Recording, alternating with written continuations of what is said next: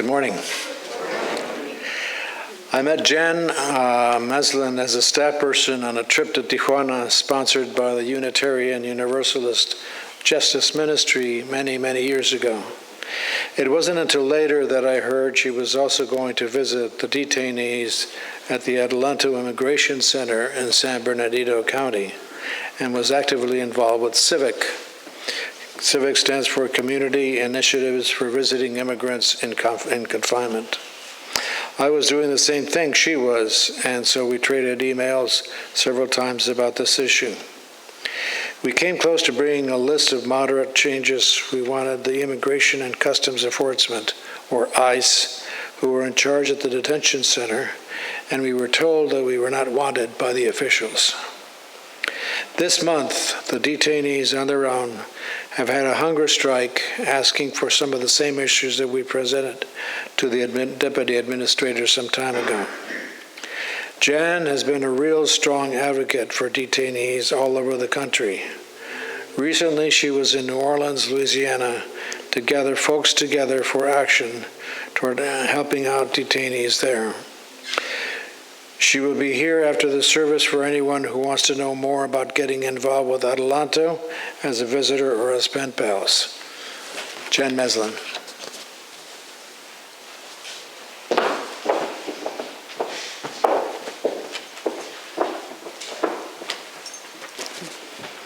Thank you, Paul.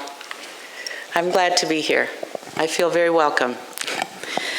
A couple weeks ago, it was just October 28th, I found myself at LaSalle Immigration Detention Center, which is in a little town in central Louisiana called Gina, Louisiana.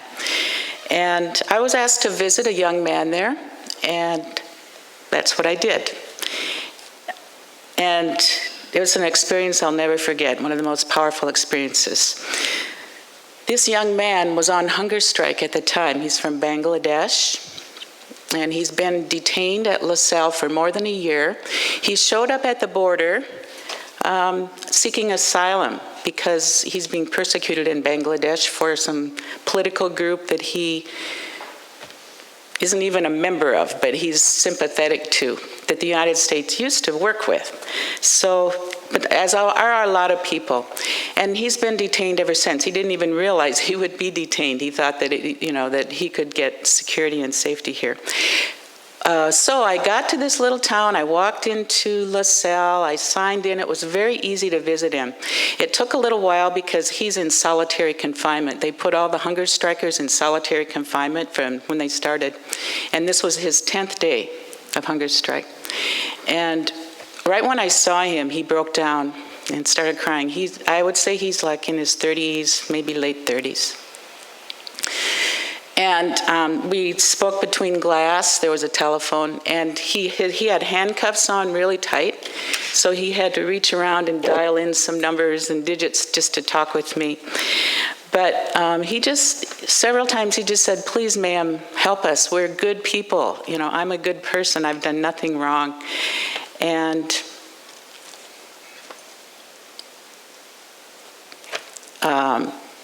he didn't tell me a lot about his story. He was not doing well. He was very weak. They were taking water. They just hadn't eaten for 10 days. And there were 14 of them. They're all Bangladesh and Indians, the people that were at LaSalle that were on hunger strike. And what they were demanding was to be released because they all have passed their credible fear interview. That's something that's done when you seek asylum at the border to show that to prove, and it's not always easy to prove, that you will be persecuted if you return to your home country. And they all had sponsors, family members waiting that had been approved to be their sponsors. He had a cousin in New York waiting for him. So that was their demand to get released. They never did get released as part of this. I don't know, some of them may have been by now, I'm not sure, but the hunger strike did end 2 days later, and now they're kind of regrouping, and he is still detained there. And so I think about him a lot because I can just see his eyes. He was so sad, and he said, "I don't want to die in here," is one thing that I remember him saying. So that was a big experience for me.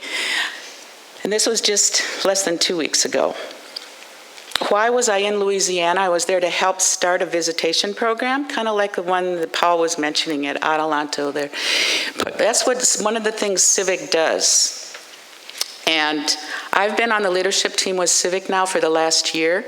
Our mission is to help end the isolation of people in immigration detention by visiting, setting up community, which is very important, community volunteer visitation programs. And what we do is it makes a personal connection with people. We become the monitors of what's going on inside. And we lift up the stories. And we change people's hearts and minds. I bet a lot of you didn't even know this was going on, that our government was doing this, putting people in detention if they're seeking asylum, and then keeping them there. And I'll talk a little bit in a little while about what it's kind of about money, as a lot of things are. But we also advocate for people then, and we try to end the system. Our long-term goal, my long-term goal, is to defund immigration detention detention. Right now we have more than 40 such programs around the country, and so I was in Louisiana to help start one there. And it's hard because Gina is this little town 4 hours from New Orleans where I was staying. It takes a little while to get there, so it's hard to find visitors. It's really hard for families to get there, especially families, members, attorneys, and a lot of times they are in these remote places like this. We have about 2,000 people now, almost 2,000 people around the country visiting, and about 60% of the immigration detention centers are privately run, like LaSalle is and like Adelanto is. I visit primarily in Orange County, where I live, and there the detention centers are public. So how did I get started, and why do I care about all this? When I moved to Orange County in 2004, I became involved right away with my Unitarian Universalist congregation. I knew I would find some friends and support there. And I worked with an interfaith community organizing group. You may have heard of PICO. Well, we have a group in Orange County, and another member of PICO, of our local group, was an immigrant community in San Juan Capistrano, which is right next to us. And I became friends with people through this community organizing work. And then it became personal to me because I heard stories of people living in fear and their children living in fear. You know, they'd come home from school and sometimes their parents would be gone or they would worry about that. So it became personal to me.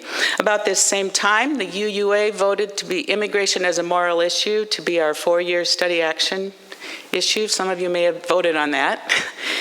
And so we had that curriculum at my congregation. We learned about the economics of immigration, the history of immigration, why people migrate. And so all of this was part of the process. Plus I had friends now who were undocumented in it. We have a Minuteman influence in Orange County, which is it's kind of a hateful group of people that are very anti-immigrant. I think they started in Orange County, I'm not really sure. But there's also a lot of wonderful, loving people too, and so we're all there for them. And at my congregation, we wanted some kind of a project with immigration. And we found out that only 15 minutes away, there was a jail run by the Orange County Sheriff where there were about 200 immigrants there under ICE custody. And so it just kind of said, well, we can do something here. They're right 15 minutes away. It would be pretty easy. And it took a little while to get the nerve up to go visit, but finally 6 of us did. We just went and visited, and it had such a big impact. We had 6 women's names. Some of the local attorneys had given us some names. And we heard their stories, and they were so appreciative just to get a visit. Some of them got visitors from their families, some didn't. But this is how it started, the Friends of Orange County Detainees. We started it there. It's now sponsored by my congregation, and it's been about 3.5 years that we've been visiting, and now there are about 40 people who visit every week, almost every week. It's really not hard. And they're from all over Orange County. It's become multi-faith, no faith. We're always trying to recruit Spanish speakers. A lot of the people, Spanish is the preferred language. I mean, I don't really speak Spanish, so I always find English speakers, and it's managed to become a very worthwhile program. It really helps us as much as it does the people we visit. Each week we come back and it really makes a difference to them. Then we start, hopefully, spreading this around so that it's not invisible. It's not invisible. It's something we can do something about. The person I visited the longest was named Chris, and let me just tell you about him a little bit. He came to the United States when he was only 2 months old. His parents brought him from El Salvador during the 80s. When his father was a policeman in El Salvador, they fled the violence in El Salvador. And so he actually grew up in Oxnard, which I just drove through when I came here. And he went to high school, finished high school, he had a green card, he was working, and he got into some trouble, as a lot of young people do. He made a mistake and found himself in jail for 6 months. When that was over, instead of going on parole, which is if he was a U.S. citizen, he could have gone on parole, he was still detained from the Immigration and Customs Enforcement and put into deportation proceedings because he had committed a felony. The felony actually got reduced later, but that didn't help. So he was in immigration detention. I visited him for a little bit more than a year. He was transferred from James Music Jail, where I started visiting him, to Theo Lacey Jail, which is another jail in Orange County. And as we visited, I got to know him. He became kind of like a son to me. He spent his 25th birthday in jail, and we would exchange cards and things like that. Eventually he said he just couldn't take it anymore. There are things you can file to try to stop your deportation, and you can appeal this, and he applied for asylum, and he was trying everything, but he eventually realized it wasn't going to work, and so he signed his deportation order, and he got deported to El Salvador, and I haven't heard from him since, and he said he would write to me, so I really worry about him too. I think about him a lot. A lot of the people we visit do get released. In California, there's something called the Rodriguez bond. They can get bond to continue work on their cases. A lot of people get released, and we're in touch with them all the time. Sometimes we help them raise bond money, but a lot of people get deported also. Now, Chris, besides having to stay in immigration detention and not go on parole or something, immigrants do not get the rights that criminals get. If you're in the criminal justice system, you have a right to a free attorney. Not if you're an immigrant, you don't. Not because you're not a U.S. citizen. You don't have papers. You don't have a right to take classes. You don't have a right to work. And so you can be very isolated. You don't have a right to a sentence. And all of these people are not willing to sign their deportation orders right away, or they would just get deported.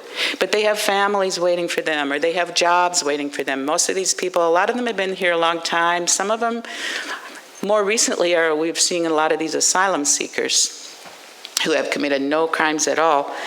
But they're very isolated, and it just made me so angry to see what my government is doing to these people. And my UU values really brought me into this also. And you'll find Unitarian Universalists doing this all across the country. Paul and I were recently at a civic retreat. We had a retreat in Malibu. We had about 75 visitors from around the country, and so many of them are UUs. It's really interesting, isn't it? And before I was in Louisiana, I was also in El Paso and in Las Cruces, New Mexico, to help start a visitation program there. And I was called there by the UUs. The UUs of Las Cruces, New Mexico, a wonderful group of people. And now they're coordinating a program to start visiting there. And we had a tour there of the local Immigration Detention Center, and that also helps people get going. Have you had a tour at Adelanto before? Have you ever been on a tour there? Yeah. Yes, I've been. Okay, yeah. That's one way that it brings a lot of people into, because ICE directives do require them to give tours to us when we request a tour. So let me just tell you one more. Let's see, how much time do I have? I have about 10 more minutes. Ugo was detained at 2 jails in Orange County, and while he was there, he helped about 200 people fill out legal forms. One thing immigrants are right, they do have is to use the law library in the jails or in the immigration detention centers where they are, because most of them work on their own case. About 90% of them have to represent themselves. They can't afford attorneys, and so they can go there and fill out papers. However, everything is in English, so if they don't speak English well, they need people to help them, and that's what Ugo did. He helped about 200 people, and on his bed, he had all these papers piled from all the people he was helping. Well, he eventually got deported, and when he got deported, several of us went to his last court hearing in Los Angeles. That's another thing that we do sometimes. And then we went to Tijuana and visited him before he went further down into Mexico. And his brother had sent a telephone and some shoes and things, and we got to actually meet him, and giving him a hug was so nice, because we're not allowed to touch people. I guess at Adelanto, the visits, you can actually hug people, but most of the places you can't. And so that was really nice, and we're still in touch with him. He lives down in Cuernavaca now, and he's, making a new life, trying to make a new life, but times are really hard. It's really hard to make it in Mexico. So, the immigration detention system. We haven't always had this going on in the United States. There have always been immigrants, of course. All of us have an immigrant history, don't we? And the United States maintains the largest immigration detention infrastructure in the world. Other countries have immigration detention also. We just have the largest one. We detain about 400,000 people every year. At all times, there are 34,000 immigrants detained in the United States. Why? Because our U.S. Congress has passed the funding for 34,000 beds to always be filled. And so there's an incentive to keep them filled. And you know what pays for that, right? It's our taxes going to this. And that money could be used so much better ways, as we know, so that all people could get good education and good health care. Those are the two that come to my mind. But so 34,000 beds. And how could that get passed? Because ICE is the only law enforcement agency with a quota like that. And it comes down to private prisons. The private prison industry saw this as an opportunity, and they have spent millions and millions of dollars to lobby our Congress to pass this. About 60% of the immigration detention is in private facilities. The two largest are CCA, Correction Corporations of America, and GEO Group, which runs Adelanto. The other 40% are public county jails like we have in Orange County and so on. So they're making all this money based on the suffering of people. And I call them people. That's why I called this people in immigration detention manner. I don't even like to call them detainees. That kind of objectifies them. But that can go even farther. People don't, even the word criminals, it's people that have committed a crime or something. It's about humanity, to me. And some more numbers. I don't want to give you too many numbers because that's not what you remember. But every day,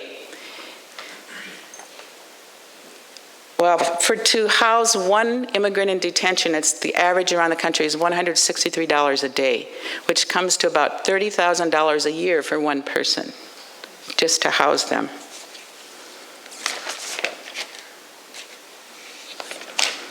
So, let's move on to Adelanto. As you can tell, I'm pretty passionate about this.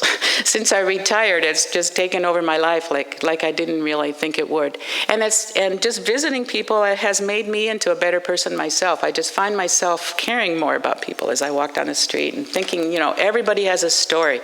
Everybody we visit has a story. Everybody's different. Some people you like better than others. Some want to talk about their past. Some don't want to talk, but they all seem to really appreciate getting visitors. And all of us are different. It's hard for a lot of people to visit. It's not something that's for everybody, for sure. And that's one reason that we have pen pal programs. It's also kind of hard to visit, especially there's nothing really close to here if you wanted to get involved in this movement. Adelanto is about 2.5 hours from here. And Paul's gone there several times, and I know he's always trying to find people to go with him. And someday, maybe he's already told you about how meaningful it is to him. One thing he can do is speak Spanish with people, and it really connects him with his Mexican roots. But everybody has their reasons. At Adelanto, they have more than 1,000 men and women. They've recently added women who are in immigration detention there. Lots of them are from Hispanic countries, but more and more recently are from Asia, South Asia, and Africa. Ghana, Somalia, Eritrea, Kenya, Cambodia, Cameroon, Bangladesh, India, places like that. And they're coming here seeking asylum. And we do have a couple from Syria, and I don't know if they're the same group as refugees, which is interesting because the refugees have a legal status when they already get somewhere. Asylum seekers don't. They're just fleeing violence, and they don't get any support or status when they arrive here. So I went to Adelanto November 5th. Was that just last week? They had a press conference there because there were people on hunger strike there also. And so this was an amazing press conference because they managed to have a person that was on hunger strike talk during the press conference, and who called out on an extension. And so they put the telephone up to the camera, to the microphone, and he just talked about what it was like inside, which we kind of learn as visitors, but the food is very small portions, and it's totally starch, and that's another thing that's privatized. They a lot of times will outsource to private food companies, and private phone companies, and they can't even afford to make phone calls because the prices get so high. But they were protesting the bad food, the small portions, the harsh treatment by guards, and the medical abuse, because they try to see the doctor, and it can go days before they see the doctor, and then they tend to give them ibuprofen for almost all of their ailments. And so they were on strike. Most of those people are no longer on strike, but there still are 26 people on strike, and they are all asylum seekers, the ones that are still on strike. And I don't know how that's going, but there was supposed to be another press conference tomorrow because there's other hunger strikes going on around the country. There's one also in women and children that have been detained down in Texas. You may have heard of the centers in Texas where all the Central Americans ended up, that came 65,000 or something last summer. Most of them have ended up in immigration detention centers in Texas, and there are 28 women on strike at Hutto, which is kind of close to Austin. And there's a visitation program there, of course, and there are definitely some UUs from the UUs in Austin involved in visiting there.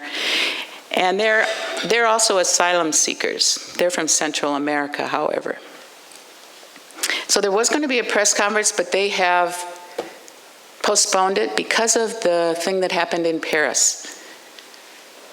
Because of what happened in Paris. And you know why? Because a lot of these asylum seekers are Muslims. This man that I visited from Bangladesh, he was a Muslim. And so there's not a lot of sympathy for Muslims. And there hasn't been since 9/11, has there? But they're people, and they're wonderful people. Like when you get to know them, they're just wonderful people, and they're fleeing violence from their own countries. And so I don't know what's going to happen, and I don't know, but I'm going to be continuing to work on this as long as I can, but probably forever. The Unitarian Universalist Service Committee has been involved, especially with the women and children in detention. Were any of you at GA this year that was in Portland? It's kind of close. Yeah, there was a resolution passed to end family detention, and the UUSC was part of that. So I wanted to let you know also they have a couple of phone calls coming up this next Thursday. The UUSC has a phone call that'll tell you some ways you can get involved in helping to end family detention. And I have some flyers to give you so you can see if you want to be in on that phone call.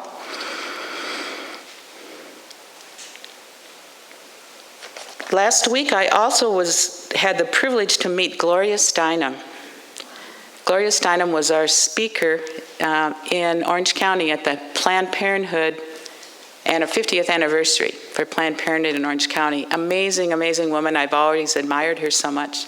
And I got a chance at the end to meet her. We lined up and we could meet her. And I didn't know what I was going to say to her, but you know what I said? I told her, I said, I'm working to end immigration detention. That's all the things. And she said, she's thanked me, and she had already talked about bringing all of our issues together. It is so important. She said it's the same people working against immigration, the same people working against Planned Parenthood, it's the same groups and the same money and all that. So important to bring our issues together. And so I was really proud to meet her. Besides the UUSC, there's the UU Justice Ministry that Paul mentioned, and we do border trips 3 times a year. I also brought some flyers in case some of you want to go. A lot of the people that go on the border trips tend to be visitors, mostly from around California, but even nationally. The next two UU Worlds, you'll see our ad in there. We're getting some people from other states, and they tend to be visitors too. This last trip there was a UU from New Jersey who visits with the program there, and she came on our board. She just wanted to get to the next level, to see what happens to people when they get deported. We talk with them, we talk with deported veterans, we visit shelters where people live, we see some of the support systems. Dreamer moms, some women who have been deported, whose kids are in the U.S., who are dreamers or U.S. citizens, and so we kind of get firsthand. And then we have some great food, and we always have worship service. There's also always a UU minister that we have with us to help us through the time. And, you know, you get hope when you see all these other people doing things. The UUJM, besides border trips and visitation program, we also do legislative advocacy. I'm on the immigrant justice team for UUJM. And we do legislative advocacy every year. There's an immigrant lobby day in Sacramento, and the UUs are involved there. So there's all kinds of ways to get involved. Somehow I find myself getting involved in all of them, but anyway, it's just what happens. I also have a petition here for the ICE director. Her name is Sarah Saldana, and believe it or not, she's a UU. The ICE director, Immigrations and Customs Enforcement. She's from Dallas, and I don't know if she is an active UU now, but she is a UU. So hopefully we're trying to get Peter Morales, and he is working on trying to connect with her about how these are people, and look what we're doing to these people. There is a petition to her to end the hunger strikes, and Adelanto in particular, and I'll have that afterwards that you can sign. So there are things you can do. The Pen Pal program, Paul was thinking some of you might like to get involved in that a little bit, because it's just easier to write letters, and people really appreciate letters, just like they do visits.